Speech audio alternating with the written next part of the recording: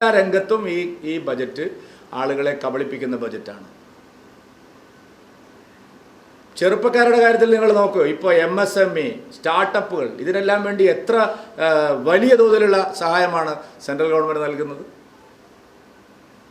എന്താ കേരള ഗവൺമെൻറ് സംരംഭകത്വം വർദ്ധിപ്പിക്കാനും തൊഴിലില്ലായ്മ പരിഹരിക്കാനും ചെറുപ്പക്കാരെ സഹായിക്കാനും ഇവരെന്താ നീക്കിവെച്ചിരിക്കുന്നത്? ഈ ബജറ്റിൽ ഒന്നും എടുത്തു പറയുന്ന ഒരു കാര്യവും സംസ്ഥാന ബജറ്റിൽ നീക്കിവെച്ചിട്ടില്ല. വിദ്യാഭ്യാസ മേഖലയിൽ വലിയ മാറ്റങ്ങൾ കൊണ്ടുവരുന്ന അദ്ദേഹം പറയുന്നത് എന്ത് മാറ്റമാണ് കൊണ്ടുവരുന്നത്? റെഗുലർ കോളേജിൽ പോലും കുട്ടികൾ പോകുന്നില്ല. പ്രസ്റ്റീജിയസ് കോളേജുകളിൽ പോലും സാധാരണ ഡിഗ്രി ക്ലാസ്സുകളിൽ പകുതി സീറ്റ് ഒഴിഞ്ഞു കിടക്കുക. യൂണിവേഴ്സിറ്റികൾ നാഥനില്ല കളരിയായി. ഉന്നത വിദ്യാഭ്യാസ മേഖല സമ്പൂർണ്ണമായിട്ട് തകർന്നു. 5 കൊല്ലം മുമ്പ് ഫോറിൻ യൂണിവേഴ്സിറ്റികളുടെ ഓഫ് ക്യാമ്പസ് ഇവിടെ വേണമെന്ന് പറഞ്ഞപ്പോൾ 10 കൊല്ലം മുമ്പ് അതിന് വേണ്ടിയിട്ട് സംസാരിച്ചവരെ നിലത്തിട്ട് അടിച്ചവരാണ്. ഇപ്പോൾ പുതിയ വിദേശ സ്വകാര്യ സർവകലാശാല കൊണ്ടുവരുമെന്ന് പറയുന്നു. ദീർഘവീക്ഷണമില്ലാത്ത സർക്കാരിൻ്റെ പ്രവർത്തനം വിദ്യാഭ്യാസ മേഖലയിൽ 2000 കോടി രൂപ ഇപ്പോൾ നഷ്ടമാവും. NEP നടപ്പാക്കില്ല എന്നുള്ള തലതിരിഞ്ഞ സമീപനം കേരള ഗവൺമെൻറ്റിൻ്റെ. ദേശീയ വിദ്യാഭ്യാസ നയം ഞങ്ങൾ നടപ്പാക്കില്ല എന്നുള്ള തലതിരിഞ്ഞ നയത്തിൻ്റെ ഭാഗമായി നോക്കിക്കോ നിങ്ങൾ, 2000 കോടി രൂപ കേരളത്തിൽ നഷ്ടമാകാൻ പോവുക. പൊതുജനാരോഗ്യം എന്താ അവകാശപ്പെടാനുള്ളത്? ധനകാര്യ കമ്മീഷൻ വരുമ്പോൾ ഇത്തവണ ചർച്ച നടത്തിയല്ലോ കഴിഞ്ഞ ഒരു 10 ദിവസം മുമ്പ്. നോക്കൂ നിങ്ങൾ, അന്ധമായിട്ടുള്ള അവകാശവാദങ്ങൾ, പാരാമീറ്റേഴ്സിൻ്റെ സംബന്ധിച്ചുള്ള തെറ്റായിട്ടുള്ള PR പ്രചരണങ്ങൾ കേരളത്തിന് നല്ലതല്ല എന്ന് മാത്രമേ ജോർജ് കുര്യൻ പറഞ്ഞതിന് അർത്ഥമുള്ളൂ. കേരള ഗവൺമെൻറ് ശരിയായ രീതിയിൽ കേന്ദ്രത്തെ സമീപിച്ച് കാര്യങ്ങൾ നേടിയെടുക്കുന്നതിൽ വലിയ വീഴ്ച വരുത്തുന്നു. എല്ലാ സംസ്ഥാനങ്ങളും റേഷൻ കാര്യത്തിൽ നിങ്ങൾ നോക്കിയാൽ അറിയാം, നിങ്ങൾക്ക് പരിശോധിച്ചാൽ അറിയാം, സൗജന്യ റേഷൻ ലഭിക്കുന്ന കാര്യത്തിലും മുൻഗണനാക്രമത്തിലുള്ള റേഷനരി ഭക്ഷ്യധാന്യങ്ങളുടെ ലഭ്യതയുടെ കാര്യത്തിലും എല്ലാ സംസ്ഥാനങ്ങളും കഴിഞ്ഞ ദിവസം എൻ്റെ സാന്നിധ്യത്തിലാണ് കൃഷിമന്ത്രി GR അനിൽ, ഭക്ഷ്യമന്ത്രി നമ്മുടെ തിരുവനന്തപുരത്ത് കണ്ടത്.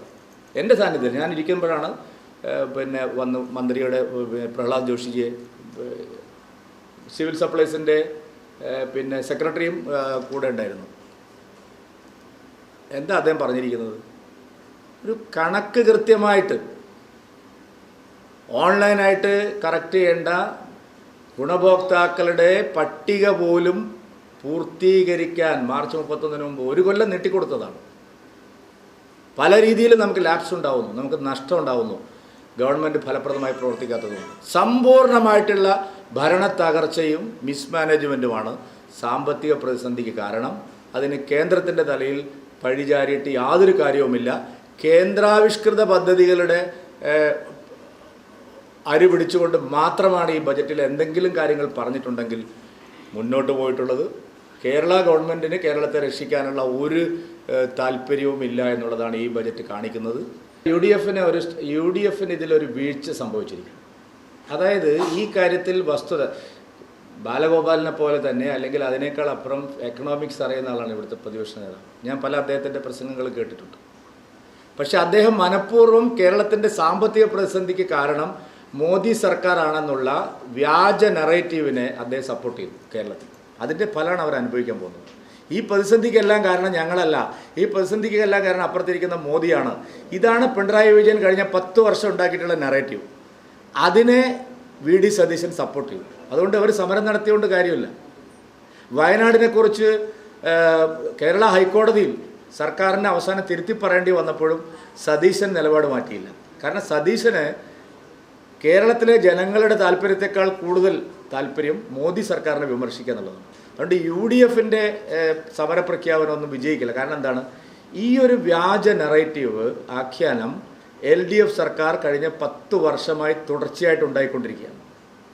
ഇത്രയധികം സഹായം കേന്ദ്രം നൽകിയിട്ടും 371 കോടി രൂപ ഏവറേജ് റെയിൽവേക്ക് കിട്ടിക്കൊണ്ടിരിക്കുന്ന UPA ഗവൺമെൻറ്റിൻ്റെ 10 കാലം മാറി 3400 കോടി വരെ എത്തി നിൽക്കുമ്പോഴും VD സതീശൻ പ്രാധാന്യം കൊടുത്തത് അദ്ദേഹത്തിൻ്റെ പ്രയോറിറ്റി മോദിയെ വിമർശിക്കാനായിരുന്നു.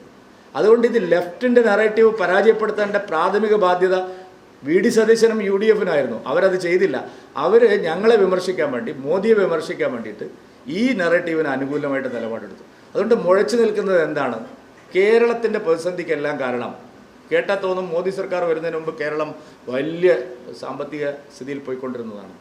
കേരളത്തിൻ്റെ പ്രതിസന്ധിക്ക് കാരണം കഴിഞ്ഞ 10-20 വർഷമായിട്ട് LDF-ഉം UDF-ഉം നടത്തുന്ന ഭരണത്തിൻ്റെ ഫലമായില്ല. വേറെ ഏത് സ്റ്റേറ്റുമായിട്ട് താരതമ്യം ചെയ്യുമ്പോൾ ഞാൻ ചോദിക്കട്ടെ, IT ഇപ്പം നമുക്ക് ഏറ്റവും കൂടുതൽ അവകാശപ്പെടാനുള്ളത്, നമ്മൾ ഹൈദരാബാദും പിന്നെ ബാംഗ്ലൂരും IT ഹബ്ബായി മാറുന്നതിന് മുമ്പ് നമുക്ക് സ്മാർട്ട് സിറ്റി ഉണ്ടായിരുന്നു, ടെക്നോ പാർക്ക് ഉണ്ടായിരുന്നു. നമ്മുടെ സാധ്യതയായിരുന്നു ഏറ്റവും കൂടുതൽ. ഇന്നിപ്പോൾ എവിടെ നിൽക്കുന്നു നമ്മൾ? ഓരോ മേഖല നിങ്ങൾ എടുത്തു നോക്കൂ. നമ്മൾ ഓരോ മേഖലയിലും നമ്മൾ കൈവരിച്ച നേട്ടങ്ങൾ അല്ലെങ്കിൽ സാധ്യമായ നേട്ടങ്ങളെല്ലാം ഇല്ലാതായി. പൊതുജനാരോഗ്യം, പൊതുവിദ്യാഭ്യാസം തുടങ്ങി എല്ലാ മേഖലകളിലും നമ്മൾ കൈവരിച്ച നേട്ടങ്ങളിൽ നിന്ന് താഴോട്ടാണ് ഗ്രാഫ്. ഇപ്പോൾ തൊഴിലുറപ്പ് പദ്ധതി, ഏറ്റവും അടിസ്ഥാന വർഗത്തിൻ്റെ തൊഴിലുറപ്പ് പദ്ധതിയുടെ സംസ്ഥാനത്തിൻ്റെ വിഹിതം ഒരു കാലത്തും കുറഞ്ഞിട്ടില്ല. മോദി സർക്കാർ വന്നപ്പോൾ തന്നെ പറഞ്ഞ തൊഴിലുറപ്പ് പദ്ധതി ഇല്ലാതാക്കുന്നതായി. നമ്മൾ തൊഴിലുറപ്പ് പദ്ധതിയെ എങ്ങനെയാണ് സമീപിക്കുന്നത്, മറ്റ് സംസ്ഥാനങ്ങളെ എങ്ങനെയാണ് സമീപിക്കുന്നത്, ഇതിൽ കാര്യമായിട്ടുള്ള മാറ്റങ്ങൾ ഉണ്ടായില്ലെങ്കിൽ വരും വർഷങ്ങളിൽ ഇതേപോലെ തൊഴിലുറപ്പ് പദ്ധതി ഫലപ്രദമായിട്ട് മുമ്പോട്ട് പോവില്ല. അപ്പോൾ UDF-ന് സർക്കാരിനെ വിമർശിക്കുക എന്ന് പറയുന്നത് ഒരു വാചാടോപം മാത്രമാണ്. അവർക്കതിനുള്ള ആത്മാർത്ഥതയില്ല.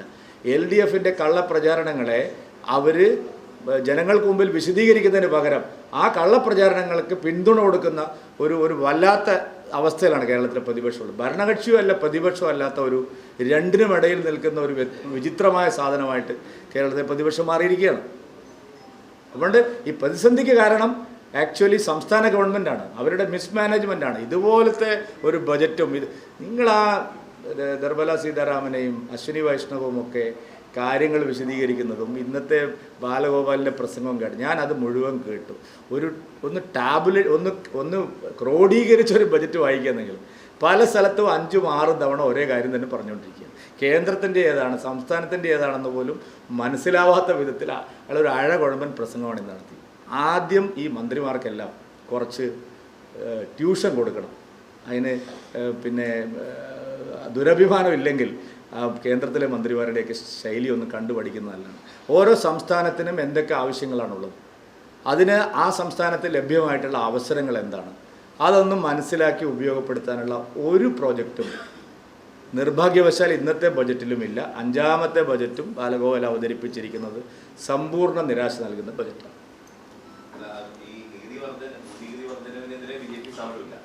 സമരമില്ലെന്നല്ല ഞാൻ പറഞ്ഞത്. LDF UDF സമരത്തിന് ഇറങ്ങുന്നൊക്കെ പറഞ്ഞ് ചുമ്മാ ആളുകളെ കബളിപ്പിക്കുകയാണ്. ഞങ്ങൾ സമരമൊക്കെ ചെയ്യും. അല്ല, അതിപ്പോൾ ഇന്ന് ബജറ്റ് കഴിഞ്ഞല്ലേ ഉള്ളൂ.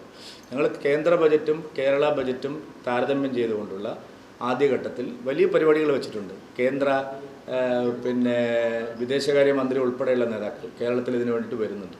എന്താണ് കേന്ദ്രം ചെയ്തത്, എന്ത് ചെയ്യാമായിരുന്നു കേരളത്തിന്, അതിനെ സംബന്ധിച്ച് ആദ്യം, അത് കഴിഞ്ഞിട്ട് സമരങ്ങൾ.